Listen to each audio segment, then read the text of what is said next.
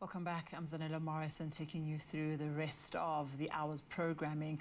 We're going to start off by unpacking the latest half-year financial results from Foresight Holdings, a JSE-listed entity in technology that's enabling digital transformation across industries through automation, analytics, and cloud-based solutions, and working with the interesting tech pieces of ML and AI, amongst other things. So the company's just released its unaudited results for the 6 months ending August of 2025, showing a very strong operational momentum and profit growth despite a very challenging macroeconomic environment.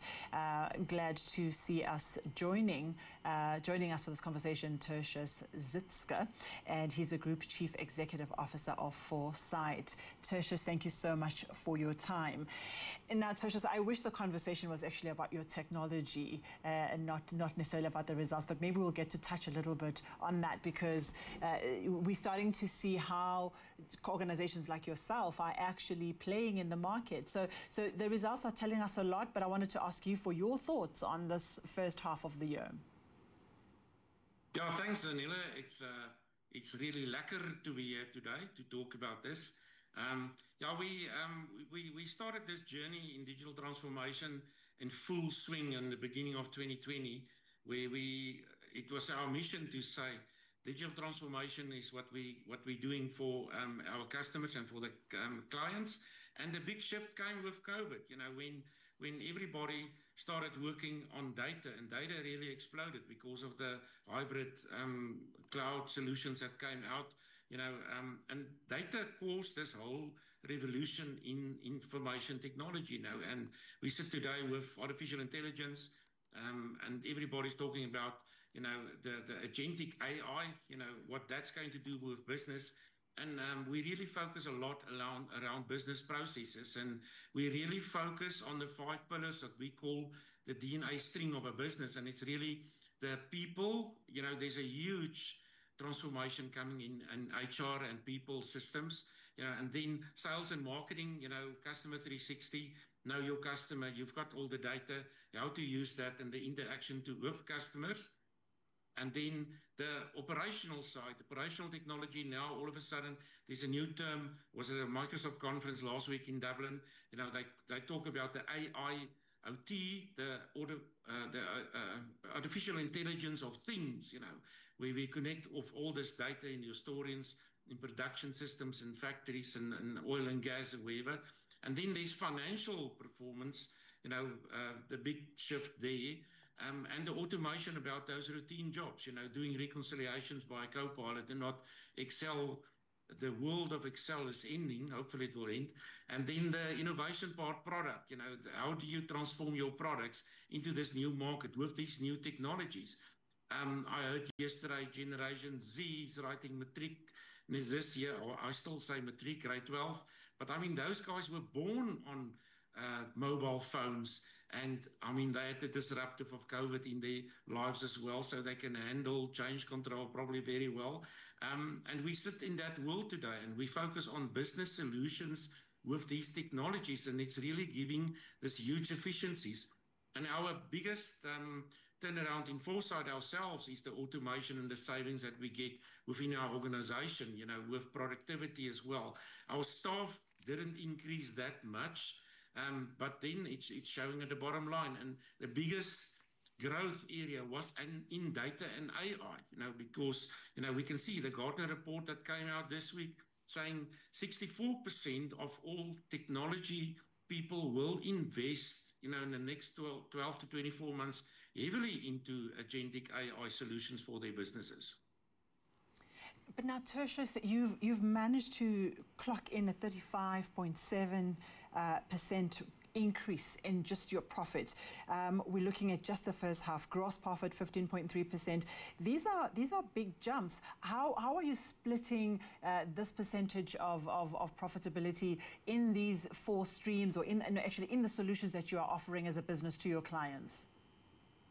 So we organize into 4 clusters in Foresight. So we focus on the information technology. That's the business solutions like ERP, payrolls, HR systems, CRM systems.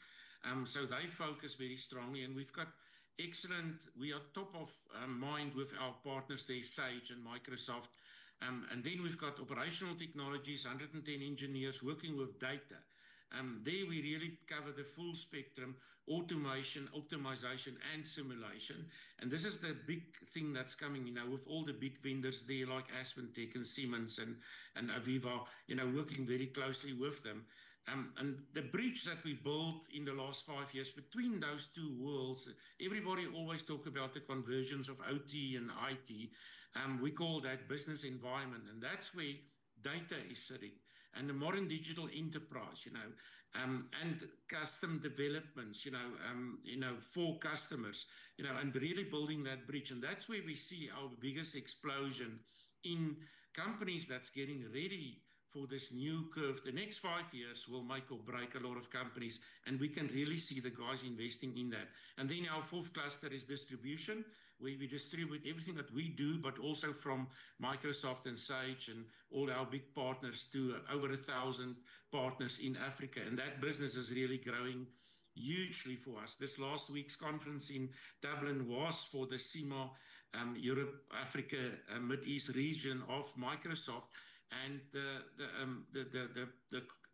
the few partners that still doing the big business in that area, we're one of them, and we're really gearing ourselves to deliver the solutions through those channels. So so the biggest growth was really in the data and AI cluster, and we're really expanding a lot and focusing a lot on that, building this agents, for business.